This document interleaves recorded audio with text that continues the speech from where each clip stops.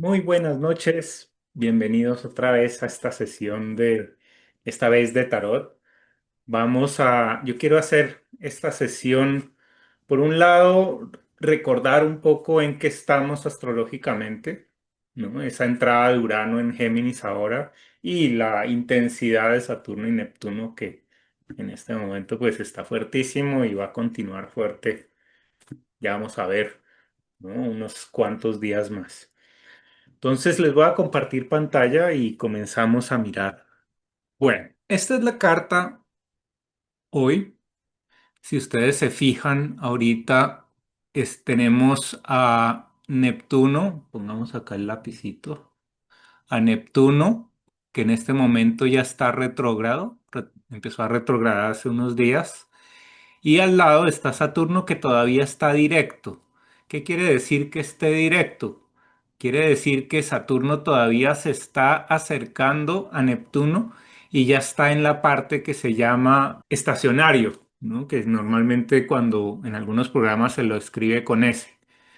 Y está en ese proceso de ralentizarse hasta que se va a poner retrógrado precisamente el 12 de julio. Ponemos hacia adelante y entonces un día, este es el 9, este es el 10, el 11, el 12 y el 13, si ustedes se fijan acá, aparece esta letra R. Quiere decir que después del 12 ya Saturno empieza a retrogradar. Como Saturno es más rápido que Neptuno, y bastante más rápido, entonces se van a empezar a alejar. Y ahí la intensidad que estamos viviendo ahorita entre esos dos planetas va a empezar a disminuir, ¿no? Entonces pongámoslo rápido. Entonces vean cómo poco a poco los dos planetas empiezan a retrogradar y para septiembre, octubre ya están entrando en Piscis, se están devolviendo a Piscis hasta que empiezan otra vez directos y vean que ahí otra vez están ya yendo hacia el signo de Aries y en ese momento es que se genera la verdadera conjunción entre Saturno y Neptuno, ¿no? Que esto es más o menos febrero 19, febrero 20, está en plena acción. ¿Qué significa esa relación entre Saturno y Neptuno? La relación entre Saturno y Neptuno muestra, por un lado, todo el universo saturnino que nos habla de la ley y el orden, ¿no? Y ya vamos a ver qué tiene que ver con esa capacidad de controlar la línea de tiempo. Y por el otro lado está Neptuno, que es todo lo contrario, porque Neptuno nos va a hablar es de la ausencia de tiempo y de un espacio infinito y absoluto. Entonces, aparentemente lo que dice Saturno no corresponde mucho con lo que dice Neptuno. Y eso probablemente es lo que está haciendo que en este momento haya toda esa tensión, ¿no? Entre Estados Unidos, el Medio Oriente, ¿no? Entre Estados Unidos y las personas que son extranjeras, porque en este caso este señor Trump está polarizando la energía saturnina hasta el extremo, ¿no? De decir, quiero tener el máximo control de lo que es mío.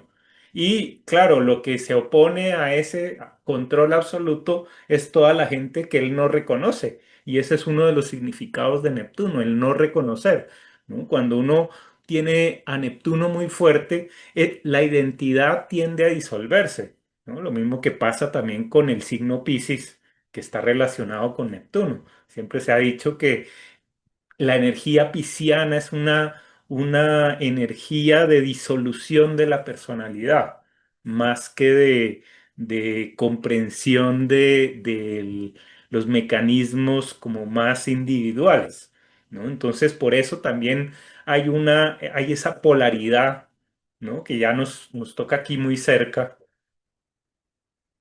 ¿no? Con todo lo que es el tema de la inmigración, ¿no? Y el tema de quién pertenece y quién no pertenece, ¿no? Ya nos acordamos que Saturno pues está en línea con el signo de Cáncer y esa relación de Cáncer y Capricornio, ¿no? Es una relación de pertenencia. Tanto Capricornio como Cáncer son introvertidos y buscan controlar lo que es propio. Mientras que Neptuno es todo lo contrario, es como la apertura, como todo vale, como que todo el mundo tiene derechos, todo el mundo no es libre y claro, los dos polos entran en conflicto. Entonces, ¿qué tiene también esta conjunción que está sucediendo ahorita? Está matizado por la entrada de Urano en el signo de Géminis. Urano sabemos que como significado tiene ese significado actualizador, un significado revolucionario. Y cuando esa revolución entra en el signo de Géminis, todos los discursos se vuelven revolucionarios, ¿no? Entonces, claro, puede ser revolucionario en el buen sentido o revolucionario en un sentido contradictorio, ¿no? Habrá personas que según su nivel de conciencia, su grado de conciencia, puedan empezar a entender una cantidad de cosas que antes no podían entender, mientras que otros simplemente van a hablar, a decir cosas por llevar la contraria o por hacer que las cosas cambien, sea como sea, ¿no? Sin un orden a veces muy claro, como Saturno y Neptuno están unidos y Urano entra a cuestionar todos los discursos, pues ahí es que tenemos la situación en la que nos encontramos ahorita. Interesante de esto es que veamos un poco los aspectos. Lo que tiene especial esta combinación de Saturno y Neptuno es que está en sextil con Urano y además con Venus. Y por el otro lado está en sextil con Plutón. Entonces, la combinación de estos tres planetas transpersonales, Plutón, Neptuno y Urano, hace que la energía fluya mucho más rápido de lo usual y que permita hacer actualizaciones y cambios muy rápidos en en todos nuestros campos. Entonces, claro, dependiendo de en qué casas tenemos cada uno de estos planetas, pues vamos a tener muchas experiencias de muerte y renacimiento. Se acaba una forma de vivir, se acaba un espíritu del tiempo y va a comenzar un nuevo espíritu del tiempo. Y nos vemos enfrentados a hacer una especie de duelo en el que tenemos que soltar una forma de vivir para poder incorporar una nueva. Entonces, para saber realmente cuál es el potencial que tiene este momento, ya en otros videos hemos visto cómo hay un ciclo o cómo Saturno y Neptuno se unen en un ciclo que aproximadamente tiene 36 años. Estuve afinando un poco la medida y encontré que exactamente más que 36 años redondos. El ciclo es de 35 años, coma 8771, ¿no? Y si ponemos esto en años, vamos a ver qué pasa cuando nos vamos hacia atrás en ciclos de aproximadamente 36 años. Aquí se ve que 36 años atrás, Saturno y Neptuno están en el signo de Capricornio.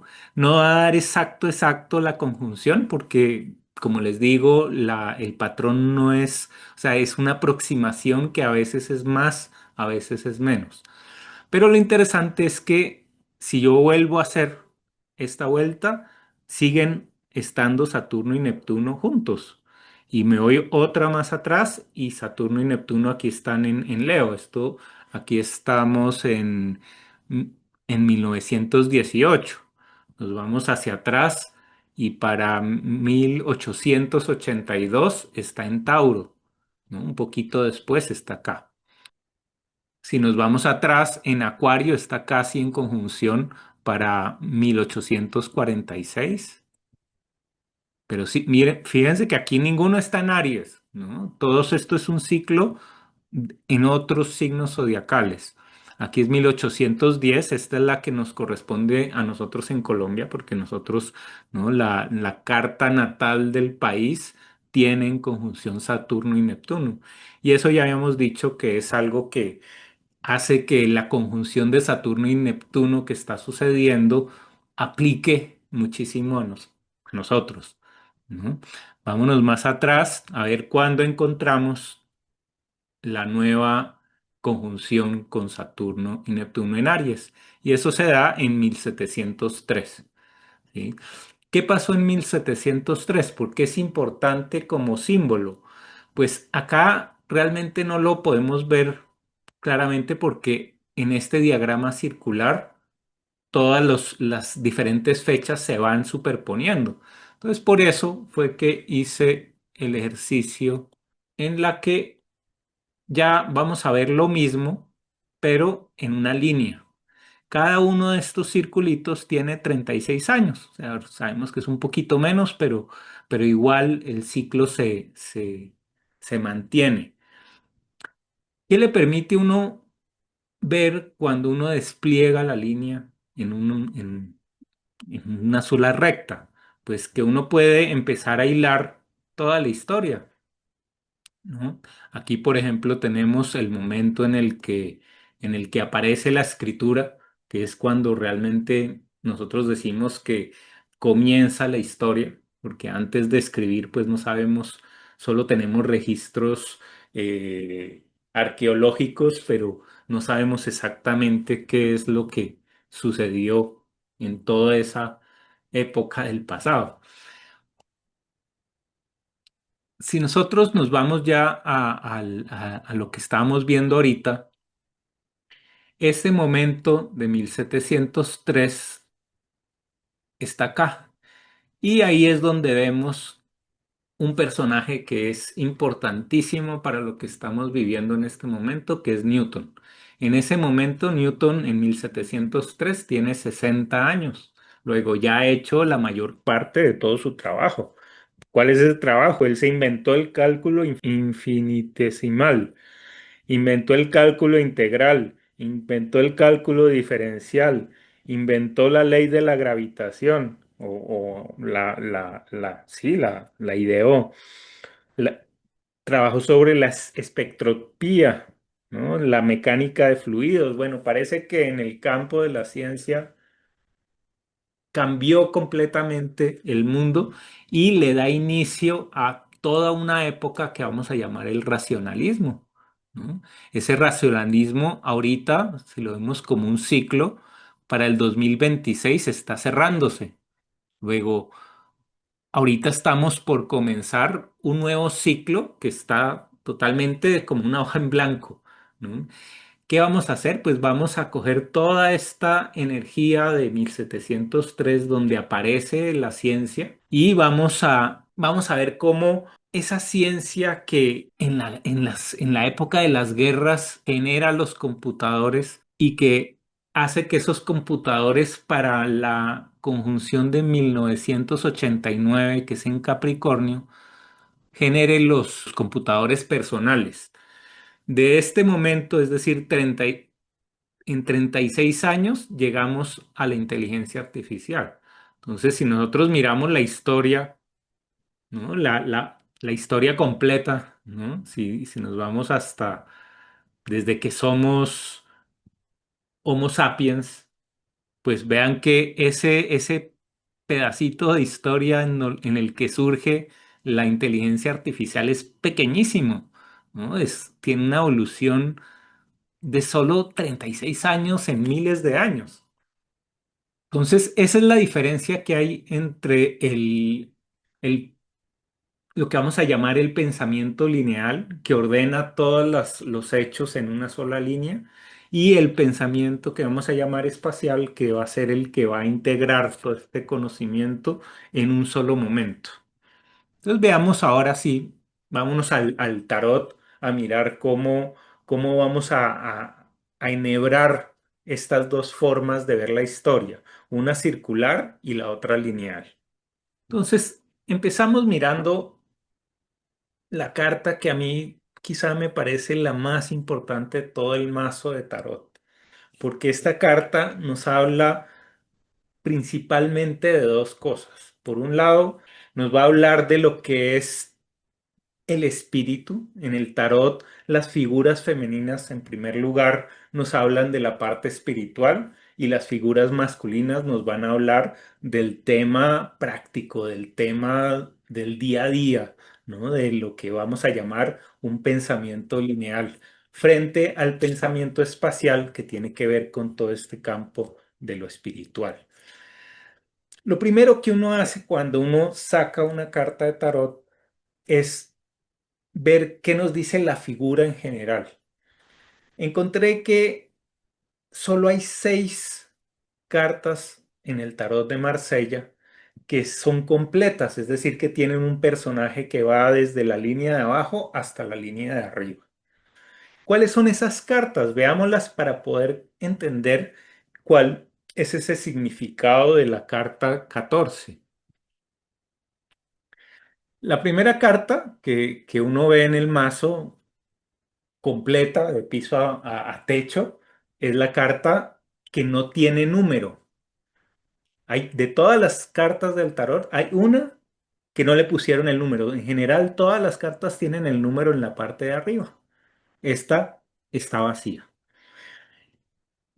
La siguiente carta en la que vemos un personaje completo es en la carta número 1, que se la llama la del mago, en traducido. Y vamos a ver que es una carta que nos va a hablar del entendimiento. Es una carta inteligente. Nos habla de cómo uno tiene una serie de herramientas y las utiliza para encontrar su centro. ¿Por qué para encontrar el centro? Porque si nos fijamos, la vara que tiene este mago apunta directamente a una esferita que tiene este personaje en la mano que está exactamente en la mitad de la carta. Entonces, esta carta es la carta que lleva al centro, ¿no? Y lleva a nuestro centro. Y es el número 1. Entonces, por eso mismo decimos que es la carta que nos lleva a nosotros mismos, a entendernos a nosotros mismos. Si se fijan en la imagen, van a ver que la cara de este mago es muy parecida a la cara de la emperatriz, de la templanza. ¿Sí? Casi que uno no podría distinguir si es masculino o femenino solo mirando la cara, ¿no? Ya el vestido como que nos va hablando de dos funciones, ¿no? La función racional empieza a ser más masculina que la función espiritual, que en este caso se va a ver como femenina. La siguiente carta, que va desde la base hasta el tope, es la carta del ermitaño. El ermitaño, como símbolo en general, nos va a hablar de la perseverancia. ¿Por qué de la perseverancia? Porque está representado como un hombre mayor. Este hombre mayor tiene un bastón, se lo ve vestido con mucha ropa y se imagina uno que este personaje no va corriendo, ¿no? De pronto, inclusive el que llamamos el loco, se lo imaginaría uno corriendo, pero el ermitaño es un personaje que va haciendo todas las cosas paso a paso. La siguiente carta que encontré, que va desde la línea de base hasta arriba, es la carta de la fuerza. La fuerza podríamos decir que nos va a hablar de la voluntad. Y la voluntad juega de alguna manera con la perseverancia, ¿no? Son dos polaridades que se van a complementar. La siguiente carta es la del colgado. Podría uno decir que no llega exactamente de la base hasta arriba, pero sí tiene un lazo, ¿no? El lazo que une al colgado de la línea superior, pues se ve cómo completa la figura, ¿no? Y la última es la carta que no tiene nombre. Entonces el tarot es muy bonito esa relación o esas dos cartas en la que hay, de todas, hay una que no tiene número y hay una que no tiene nombre. Entonces, podríamos decir también que realmente las cartas del tarot son 20 más la que no tiene nombre, la que no tiene nombre y la que no tiene número. Eso hace que el sistema de 20 tenga una estructura un poco diferente a la que uno le muestran en la mayoría de los libros del tarot, que siempre se habla del número 7 y del 21, ¿no? Con una carta por fuera, que sería esa carta sin número.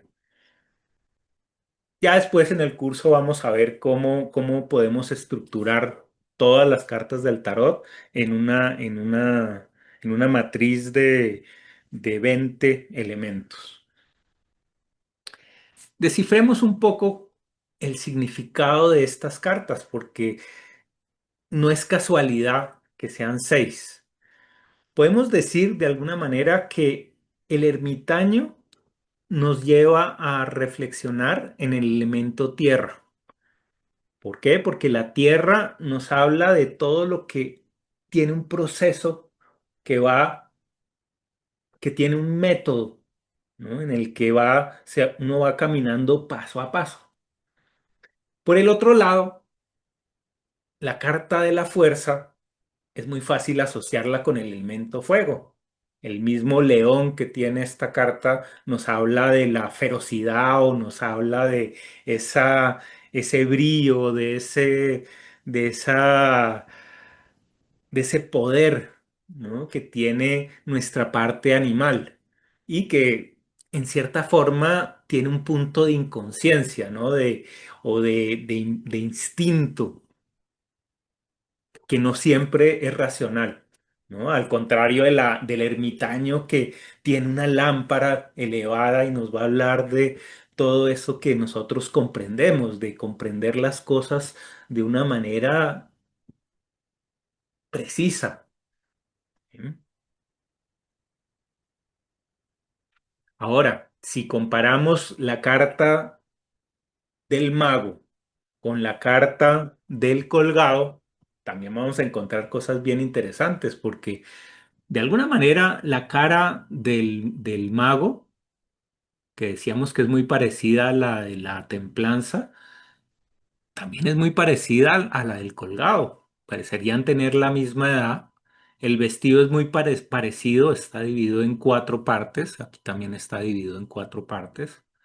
Entonces, tranquilamente podríamos decir que es el mismo, pero están invertidos, ¿no? El primero nos va a hablar del entendimiento, mientras que el segundo nos va a hablar de la sabiduría, entendiendo la sabiduría como se entiende en la Cábala, como esa sabiduría de la naturaleza, una sabiduría que va más allá del humano. Y por eso se muestra este personaje colgado, porque está viendo las cosas desde otro punto de vista, ¿no? Diferente al racional. Por eso podemos asociar a la carta del mago o podemos asociar la carta del mago con el elemento aire, ¿no? Sabemos que el elemento aire es el elemento del pensamiento, mientras que el colgado es muy fácil asociarlo al elemento agua, no solo porque ve las cosas desde un punto de vista diferente, sino porque la misma carta está muy relacionada con el signo de Piscis, con la casa 12 y con el mismo Neptuno, del que decíamos que habla de todo lo que es oculto, todo lo que es misterioso, todo lo que no se puede controlar de una manera racional.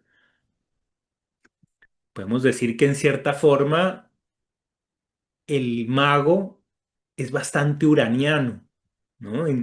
Mirándolo en relación con los aspectos que tenemos ahorita, mientras que el colgado es muy neptuniano, ¿no? Ambos hablan de esas dos fuerzas transpersonales que ahorita tenemos actuando en pleno.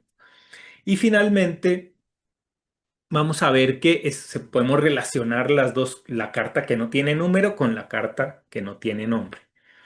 Si ahora nosotros cogemos estos elementos y los enhebramos como está haciendo la carta de la templanza, porque la idea de la carta de la templanza es combinar. Entonces, ¿cómo combina uno estos elementos? Pues genera uno un esquema tridimensional en el que los cuatro elementos forman un plano y las cartas que están en los extremos generan la profundidad. Esto lo podíamos representar también en el objeto que siempre, del que siempre hemos hablado, que nos muestra la relación entre los colores y los grados de luminosidad. Si ustedes se fijan en este gráfico, va a haber un anillo que tiene todos los colores. Y después ese anillo va a poder polarizarse en dos sentidos, hacia el blanco o hacia el negro. Entonces va a haber uno, por ejemplo, esta esfera azul, cómo se va viendo cada vez más blanca hacia un lado o cada vez más negra hacia el otro lado. Entonces, eso genera un universo de posibilidades. Otra característica que vamos a ver en todas las cartas, y es que lo primero que uno hace también visualmente es dividir la carta, ya sea por la mitad vertical o por la mitad horizontal. Y eso va a generar dos campos de conocimiento, un campo derecho, un campo izquierdo, un campo superior y un campo inferior, muy parecido a estos elementos que tenemos acá, ¿no? Son las cuatro direcciones básicas. Entonces, ahora sí, empecemos a ver qué significa esta carta. Podemos resumir el significado de esta carta en dos palabras clave. Una es la palabra combinación. Esta carta es la carta que combina, ¿no? Que combina lo que tiene este personaje en un cántaro con lo que tiene en el otro cántaro. Y además de esa idea de combinación, nos está dando la idea de que hay una tendencia. ¿Qué quiero decir con tendencia? Que hay uno de los cántaros que está más elevado y hay otro que está más abajo. Y eso hace que uno sea el emisor y el otro sea el receptor. Entonces no es como en la carta de la justicia donde hay una balanza, donde los dos platos están al mismo nivel. Aquí siempre hay un lado que es más alto que el otro y eso permite que haya un movimiento. Acá hay una serie de paradojas o de relaciones combinadas, porque el personaje está mirando aquí hacia su derecha, ¿no? Si nos ponemos en la posición de, de- de este ángel, mira al lado derecho, pero al mismo tiempo está levantando más el brazo izquierdo, ¿no? Entonces hay un equilibrio en medio de la asimetría, ¿no? En medio de este flujo de energías. Y esa es una clave para toda ocasión en la que estemos comparando dos elementos. Porque si uno hace que esos dos elementos sean incompatibles y contradictorios, el flujo de agua se va a cortar o uno va a echar el agua por fuera, ¿no? Aquí la idea es que los dos elementos se están comunicando con una intención, con una dirección. Entonces podemos decir que el lado derecho es el lado masculino yang, prácticamente en todas las cartas. Y el lado izquierdo del personaje es el lado femenino Yin, ¿no? Aquí lo vamos a ver como si estuviéramos siendo el personaje más que como lo vemos desde afuera, ¿no? Es derecha e izquierda de la templanza. Entonces aquí aparecen dos formas de pensamiento.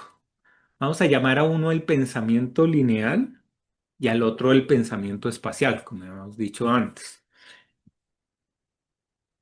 ¿De qué trata el pensamiento lineal o qué abarcaría esta denominación? Primero, el pensamiento lineal está muy relacionado con lo que vimos hace un minuto, que es esa línea del tiempo, ¿no? Toda línea de tiempo tiene un origen y un final, y todas las cosas en la línea de tiempo nacen y mueren. ¿no? Esa es como una condición de todo lo que está vivo. El elemento fuego siempre lo vamos a asociar con la idea de inicio y la tierra con el efecto, con lo que sucede gracias a esa causa. ¿Qué pasa con el pensamiento espacial? El pensamiento espacial va a utilizar los otros dos elementos, el elemento aire y el elemento agua. El elemento aire decimos que tiene que ver con la inteligencia, con el conocimiento, y por eso aquí escribo la palabra veo, porque el aire nos permite ver el mundo exterior. Pero siempre que vemos, decimos que hay una parte que no vemos. Y es natural al ser humano no ver la totalidad, sino ver un fragmento. Y eso que uno no ve o eso que uno no percibe va a hablarnos de todo el mundo del inconsciente. Por eso la relación o el significado del pensamiento espacial es el pensamiento que contiene tanto la conciencia como la inconsciencia o como eso que llamamos sombra, que es todo lo que no podemos ver. Si el pensamiento espacial nos habla de la conciencia, el pensamiento lineal tiene una característica que es muy particular y es que para que uno pueda mantener una línea, uno necesita que haya unas cosas que están bien y otras que están mal. Todo lo que se sale de la línea está mal, ¿no? Y todo lo que conforma la línea, ya sea recta o curva, va a estar bien. Ujú. Lo interesante me parece a mí que cuando lo lleva uno a la situación, por ejemplo, actual, pues dice uno, claro, el pensamiento, por ejemplo, del americano en este momento está siendo extremadamente lineal. Y por eso siempre está en competencia, siempre está viendo si está más adelante o más atrás. Y por eso tiene que poner puntos de avanzada y poner bases militares en todos los países para siempre estar a la cabeza y nunca estar mal, ¿no? Mientras que curiosamente el mundo de los chinos va a trabajar desde el pensamiento espacial, que es un pensamiento que va a ser mucho más introvertido y no va a estar poniendo bases militares en todas partes, sino se va a esforzar más bien es en el desarrollo personal, en el desarrollo hacia el interior y de ese desarrollo interior se genera la expansión. ¿No? Y vemos cómo China ahorita está expandiéndose de una manera impresionante sin tener que estar compitiendo directamente con todos los demás, ¿no? Sin tener que estar generando guerras en todo el planeta. Aquí la idea no es que uno de los pensamientos es bueno y otro es malo, porque caeríamos en un pensamiento netamente lineal, sino más bien es la idea de que de alguna manera deberíamos poder hacer que haya esta templanza entre estos dos mundos, que podamos hacerlos coincidir y que ¿no? se articulen de una manera amorosa y integral, inteligente. Una de las características del pensamiento lineal es que es analítico, ¿no? Es racional. Puede uno mirar cuáles son las causas y qué consecuencias tienen. El otro va a ser contemplativo. El pensamiento espacial es el pensamiento en el que es el pensamiento que abordamos cuando estamos haciendo una meditación. Cuando meditamos, procuramos eliminar al máximo la idea de línea y hacemos que esa línea se convierta en la misma respiración, ¿no? Se inhala y se exhala. Y en ese inhalar y exhalar estamos en el pensamiento lineal, ¿no? Porque uno cuando inhala genera una causa y cuando exhala conecta con el efecto. ¿Sí? Entonces, de todas maneras, cuando se está meditando, no es que estemos totalmente y únicamente en el pensamiento espacial, sino que estamos siempre articulando los dos, pero de una manera bella, de una manera armónica en la que hace que uno se integre, ¿no? Y amplíe su nivel de conciencia. Por eso, el pensamiento espacial es el pensamiento propio de la psicología, ¿no? Decimos que la psicología no es predecible como sí lo sería el pensamiento lineal. Por eso la ciencia es lineal. La ciencia puede predecir qué va a suceder con algo o qué no va a suceder, qué es posible y qué no es posible, qué está bien y qué está mal, ¿no? La ciencia define radicalmente esa barrera entre lo que se acepta y lo que no se acepta. Claro, ¿qué pasó ahorita en la ciencia? Pues hasta cierto punto, y cuando veíamos a Newton, se había definido que la ciencia manejaba lo que era estrictamente predictivo, mientras que cuando aparece la física cuántica, entramos en el mundo del pensamiento espacial.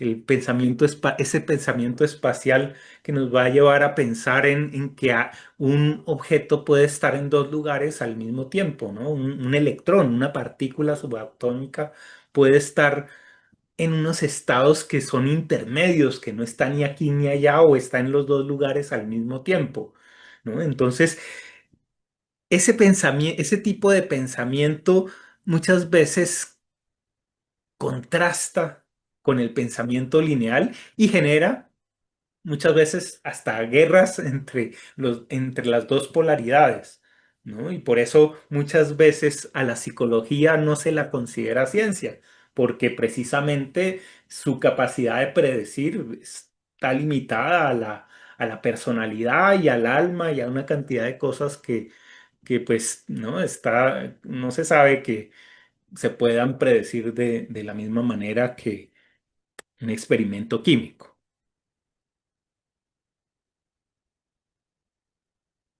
Cuando conectamos con nuestro pensamiento lineal, vamos a tener una intención clara. ¿Por qué? Porque estamos en una línea y entre el principio y el final se genera una tensión. Por el otro lado, va a estar es la intuición.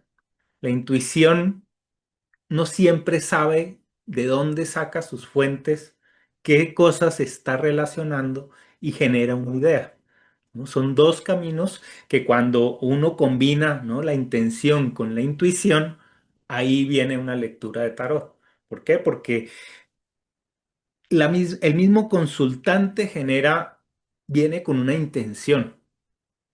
Todo dilema, todo problema o toda necesidad de uno comprenderse a sí mismo, eso es una intención. Pero para poder entender cuál es mi verdadera intención, yo tengo que manejar muchas cosas al mismo tiempo. Eso es intuición.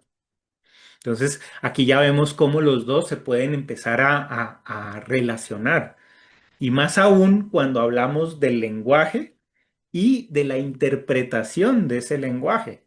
¿Por qué? Porque el lenguaje, nosotros muchas veces pensamos en un idioma.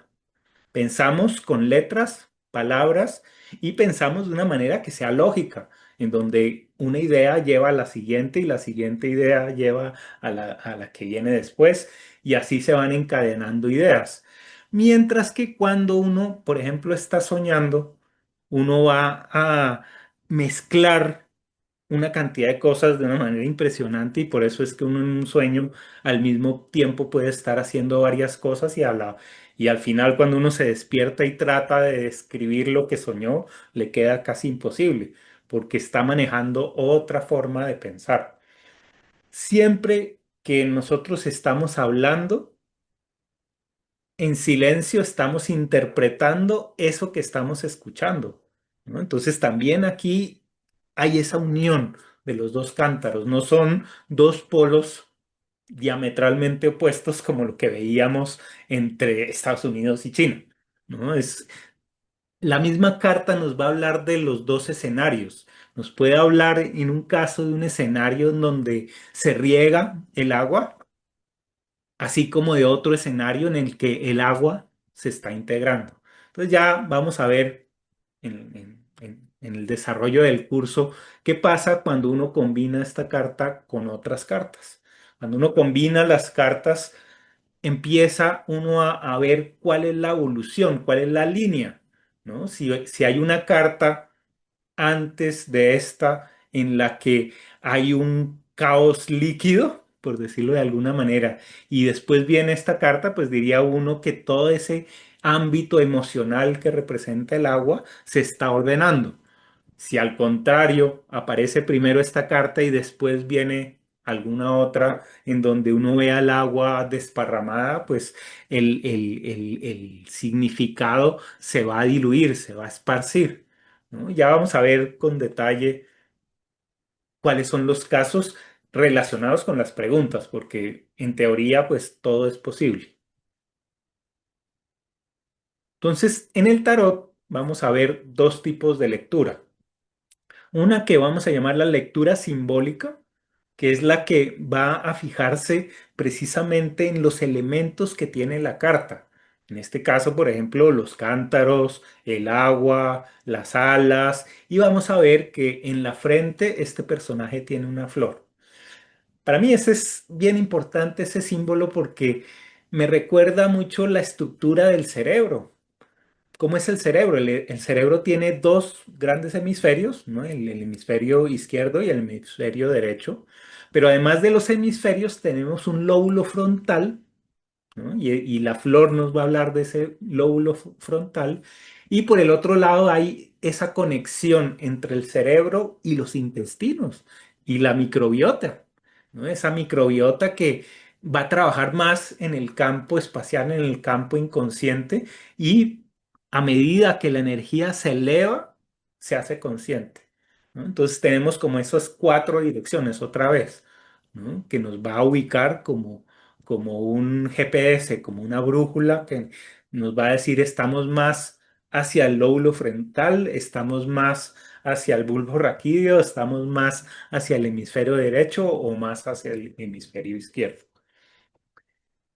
El otro tipo de lectura de carta de tarot es la que llamamos la lectura arquetipal. ¿Qué entiendo yo por la lectura arquetipal? El arquetipo de cada carta del tarot va a estar representado en gran medida por el mismo título. Cuando yo entro en el arquetipo de la combinación o el arquetipo de la templanza,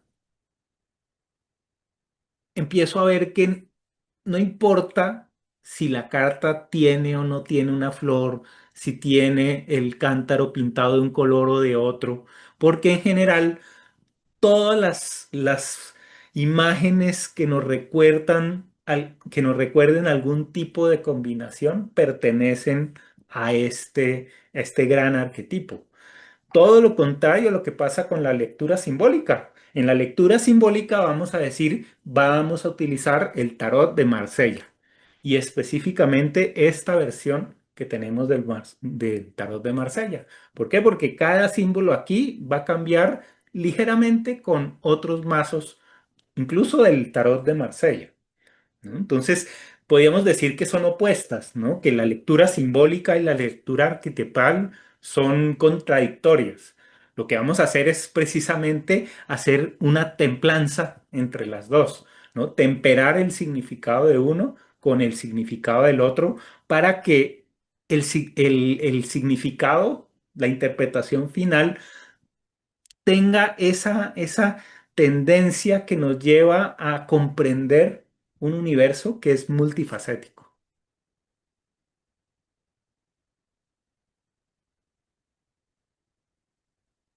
Así como vimos al principio la línea de tiempo y los diferentes eventos históricos que se producen en esa línea de tiempo, como ejemplo de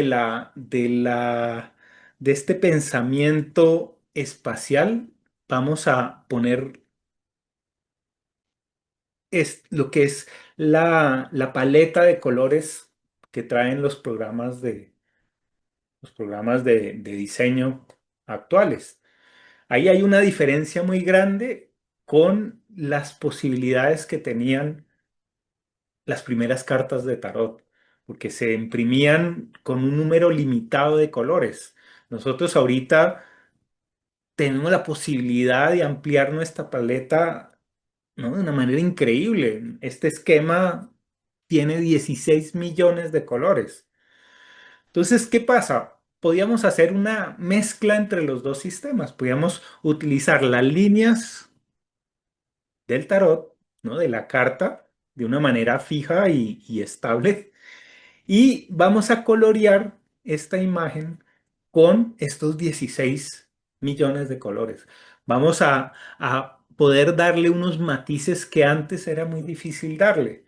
Y eso va a facilitar muchísimo la comprensión, ¿no? Y también el hecho de que podamos poner el color de una manera racional y no tengamos que aceptarlo de una manera lineal porque alguna persona dijo que esto debía hacerse de esta manera y no de otra, y nosotros simplemente seguimos la línea, ¿no? De una manera casi que religiosa.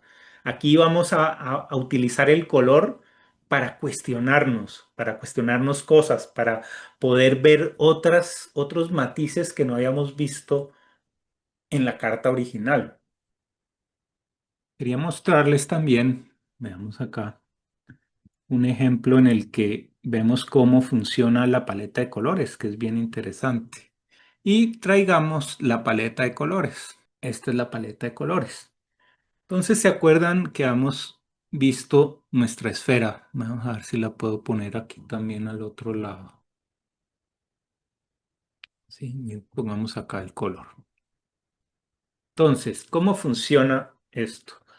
Si ustedes se fijan, en esta línea vertical están todos los colores, del rojo al rojo. Es decir, es este círculo que está pintado aquí, este anillo que está acá. Y por el otro lado, si ustedes se fijan, está en la parte superior el color blanco, ¿sí? Y en la parte inferior el color negro.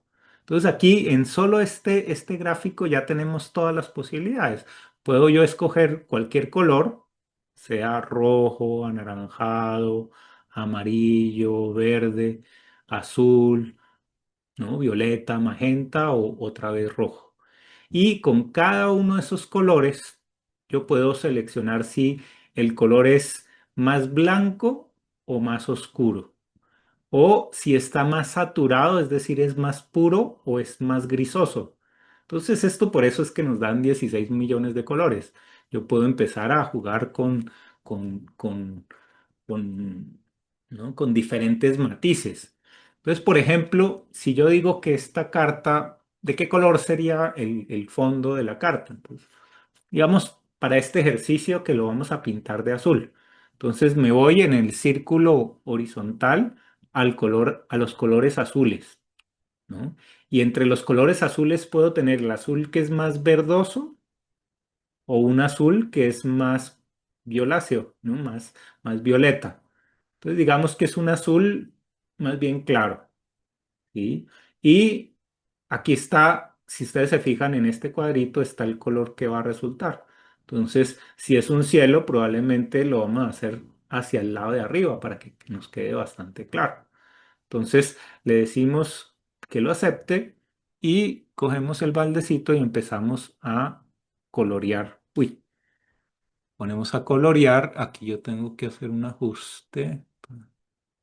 Entonces, vean que uno pica aquí y va coloreando el fondo. A medida que uno va coloreando, va dándose cuenta de cosas. Y pongamos acá todo lo que es el fondo. Y ya tenemos la figura afuera. Podemos empezar a jugar con los tonos. Si yo saco esta paleta, podría yo bajar acá y hacer un tono más oscuro. ¿Sí?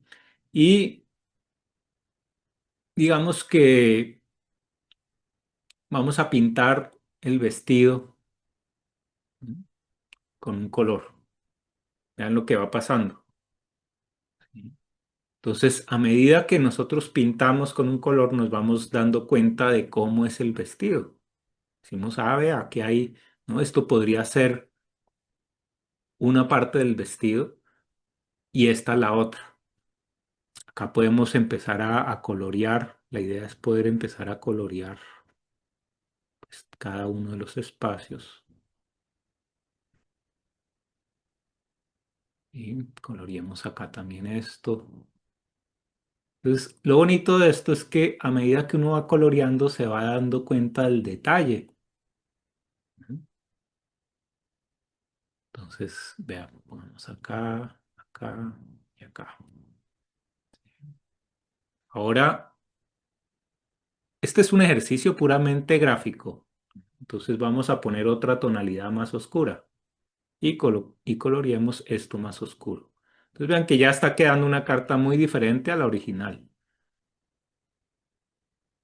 pero igual nos está dando otra posibilidad que no habíamos contemplado antes.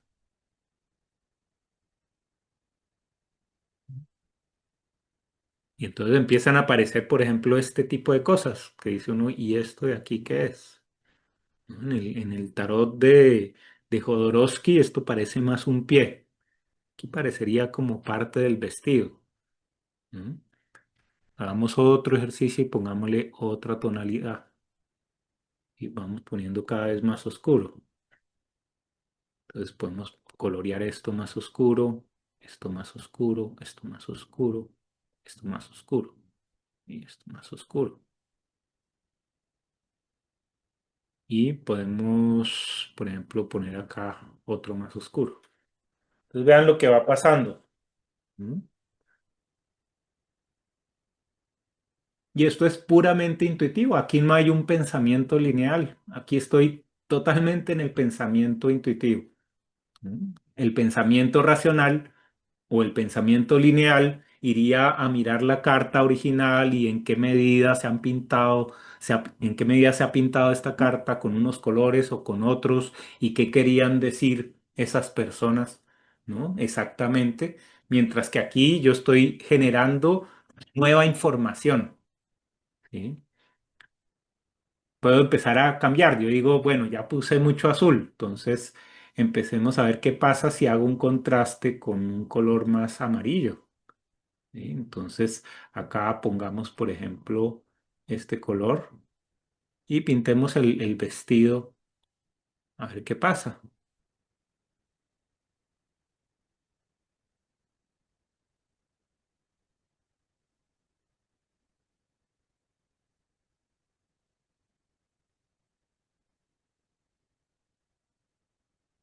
¿Sí? Entonces, vean que el tarot comparémoslo con la carta ahora, con la carta original. Veamos esto suelto acá. Entonces, vean cómo es la carta original. La carta original va a tener rojo, amarillo, verde, la flor es roja, ¿no? Las alas son azul claro y en general las cartas o el significado de estos colores está sujeto a muchos tipos de interpretación. Entonces, poder comparar mi interpretación con la interpretación original genera nuevo conocimiento. Y eso a mí es lo que más me gusta del tarot.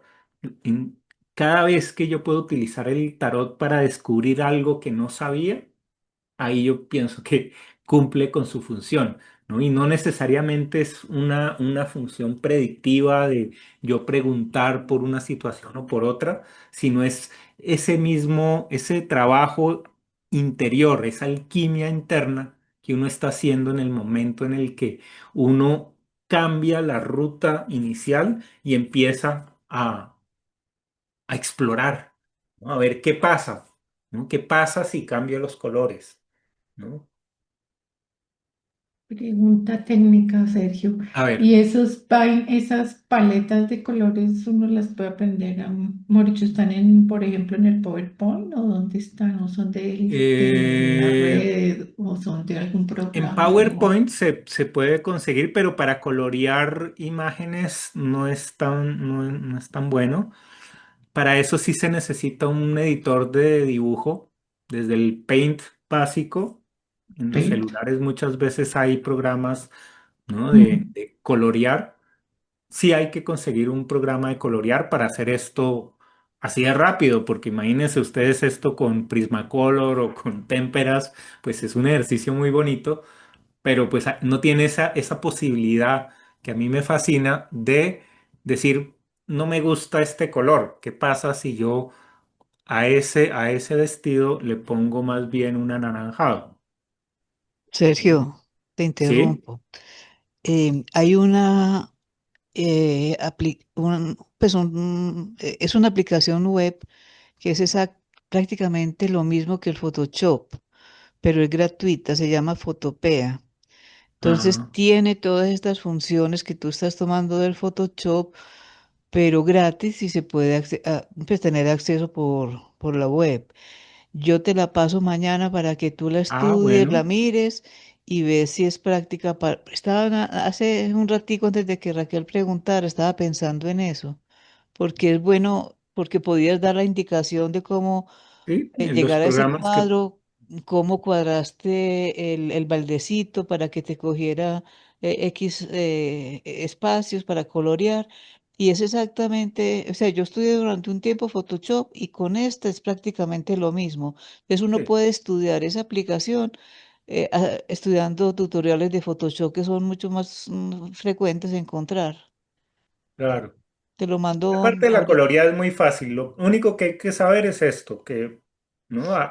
En la línea vertical o en algún sector, porque puede que cambie la distribución de los colores, pero siempre va a haber una línea con todos los colores y otro espacio que le permite a uno llevar o al blanco y negro o a los colores sin blanco y negro, ¿no? Colores puros. Entonces, pongamos por ejemplo acá el pasto. Entonces, ¿no? Esto es una delicia, poder uno picar y ya que quede coloreado. ¿Sí? Esto no tiene comparación y tiene ventajas frente al coloreado que uno puede hacer. Claro, a menos de que ya sea un artista, y entonces pues le queda coloreado como quiere.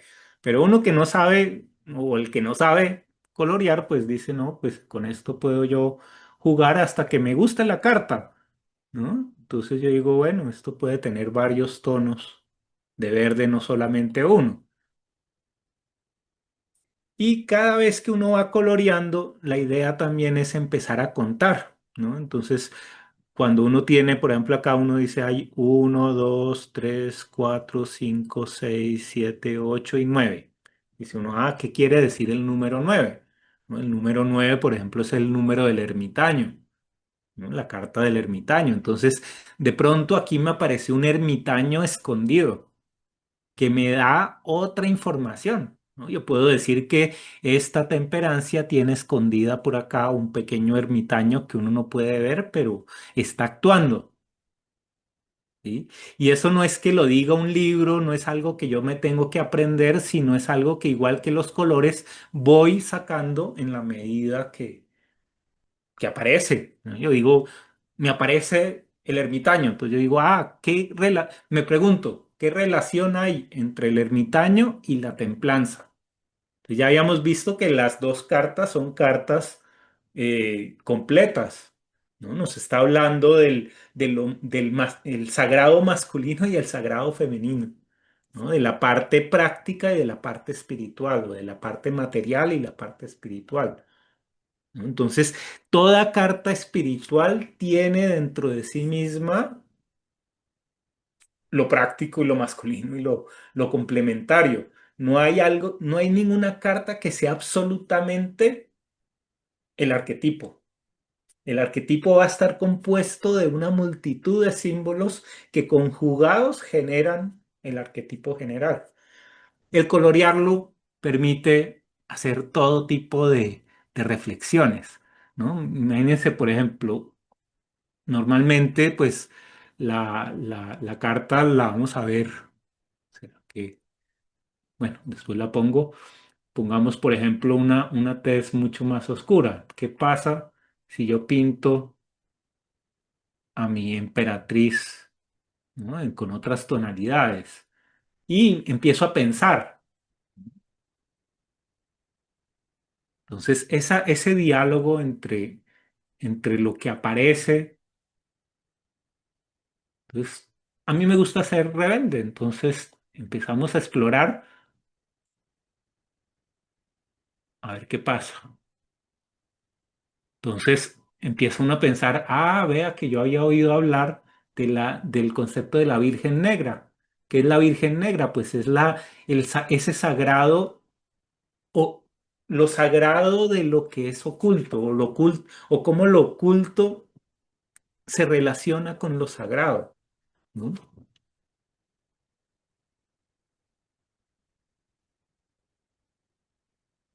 Y vean, por ejemplo, esto. Entonces,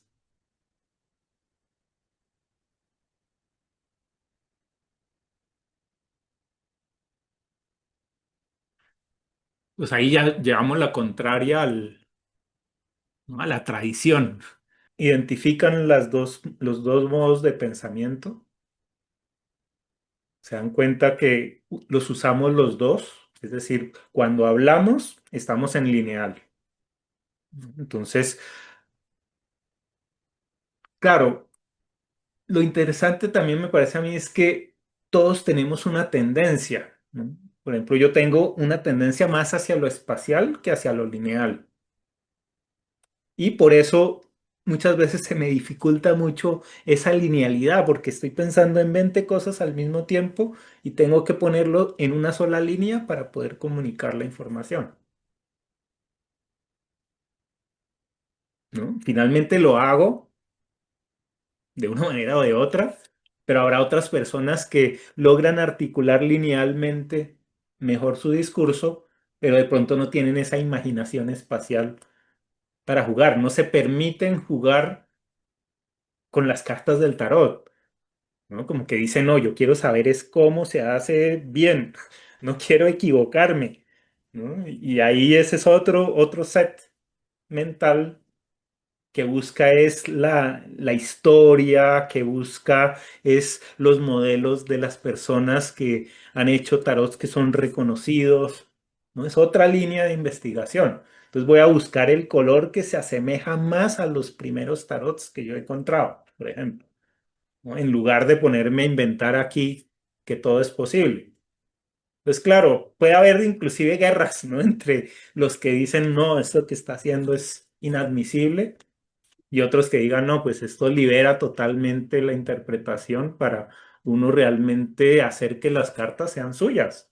Entonces, pues si están interesados en hacer todo este tipo de ejercicios y de reflexiones y de utilizar las cartas para hacer ya sea preguntas lineales o preguntas espaciales, pues los invito a que se inscriban en el curso que va a estar una maravilla y que vamos a abrir caminos nuevos cada clase. Cada clase vamos a hablar de cosas que no están en los libros. Lo que yo hago no es reproducir una metodología, por decir la de Jodorowsky o ¿no? la metodología de alguna persona reconocida, sino lo estoy viendo como el que coge la carta de cero y empieza a descubrir su significado, ¿no? Hablando con la carta. Esa es la idea, hablar con las cartas, preguntarles cosas, ¿no? Preguntar por qué tienes vestido, por qué miras a la izquierda, por qué miras a la derecha, por qué elevas una mano, por qué, ¿no? ¿Por qué? Todo. Ese es el... Cuando uno le pregunta a la carta le responde, ¿no? Entonces, cuando uno ya tira dos cartas, uno le pregunta a la carta, bueno, ¿y por qué tienes esta otra carta al lado? ¿Qué dice la otra carta? Está mirando para el mismo lado que está mirando la carta inicial o está mirando hacia otro lado. ¿Por qué? Todo tiene que decir ¿por qué? ¿Por qué? Y la carta le responde. No tengo que esperar a ver si yo me acuerdo que me dijeron que por qué era que era. Porque imagínense ustedes son 22 cartas que se pueden combinar con 22 cartas. Eso da pues un número inmenso de posibilidades que pues el que se las sepa todas escribe un libro, pero pues eso ya es un ejercicio que no es práctico a la hora de una consulta. No hay nadie que se sepa, ¿no? De libro todas las posibles combinaciones de 22 por 22. Entonces, es para descubrir el significado. El significado está dentro de la carta. Eso es lo que vamos a aprender aquí, a ver el significado de la carta desde la carta, ¿no? Cómo podemos hacer que el curso sea personalizado, que el curso realmente llene sus expectativas, ¿no? Eso es parte del pensamiento espacial, porque el pensamiento lineal tiene un programa, ¿no? Y el programa empieza en un sitio y termina en el otro y ya no hay, ¿no? Ya está programado. El pensamiento espacial abre las puertas a decir, no sé para dónde vamos, vamos a explorar y vamos a encontrar cosas. Y dependiendo del grupo con el que estemos, pues el curso va a tomar hacia una dirección o hacia otra. Son los participantes los que le dan sentido al curso y no tanto una idea preconcebida de cómo es que se hace bien, ¿no? Entonces, bueno, están cordialmente invitados. Ah, bueno, Sergio, muchísimas. Y ¿Sí? empezamos es el Es el de la otra 17, el semana, curso no, la otra, comienza, ¿no? quedan como unos 10 días, ¿no? Estamos en 7 y Sí, es el 17, o sea, quedan 10 sí, días. sí, sí. A las 7, sí, A las 7 de sí, la sí, noche, como siempre, los sí, sí. jueves. Y son 3 meses, es decir, 12 clases. Y en esas 12 clases, en promedio, vamos a ver 2 cartas por sesión. Al Para principio, que pues nos es den. más teórico, por lo que no hemos visto muchas cartas, pero al final ya va a ser muy práctico porque ya podemos combinar, ya hemos visto la templanza, ya hemos visto, no sé, el mundo, ya hemos visto una cantidad de cartas que podemos ya entrelazar. Al Sí, principio solo tenemos una, ¿no? Y entonces esa no la podemos comparar con ninguna. Cada vez, ¿no? Es progresivo, cada vez puede uno hacer más y más y más relaciones. Y la clave, por eso para mí esta carta es la más bonita de todo el tarot, porque es la que le enseña a uno a combinar ideas, a combinar un sujeto con un predicado, a combinar un objeto con otro objeto, ¿no? A empezar a decir cómo se arma el lenguaje. ¿Quién es aquí el protagonista y quién es el antagonista?